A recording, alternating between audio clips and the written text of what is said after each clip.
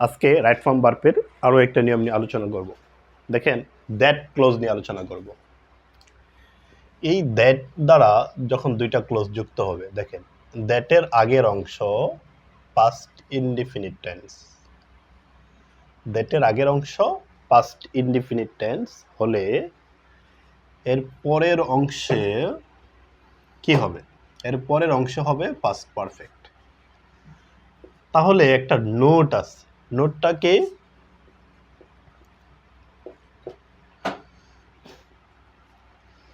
নোটটা হচ্ছে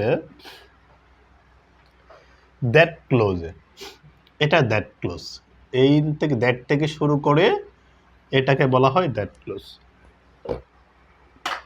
দ্যাট ক্লোজে next day, next week, next month, next year, কি বললাম?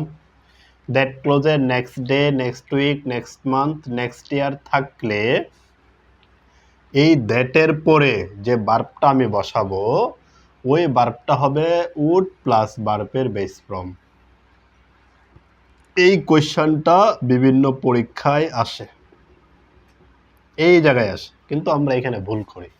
আমরা মনে করি যে দ্যাটের আগে পাস্ট ইনডিফিনিট টেন্স হলে পরে ফার্স্ট পারফেক্ট, দেখা মাত্রই আনসার করি, কিন্তু তা কি হয়? ভুল হয়।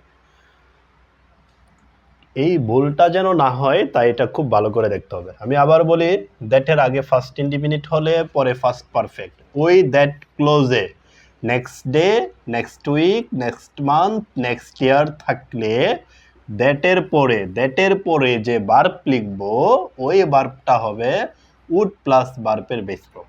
এবার আসি এক্সাম্পল, 3টা উদাহরণ লিখছি, দেখেন এগুলো পরীক্ষায় আসে।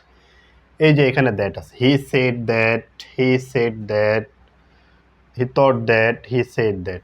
এই দ্যাটের আগের অংশ ফার্স্ট ইনডিফিনিট টেন্স, তাহলে পরে কি হবে? Past perfect.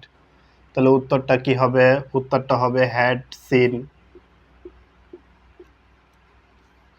এবার আসি, he thought that he came here the previous day, previous day, তাহলে উত্তর হবে কি? হ্যাড কাম।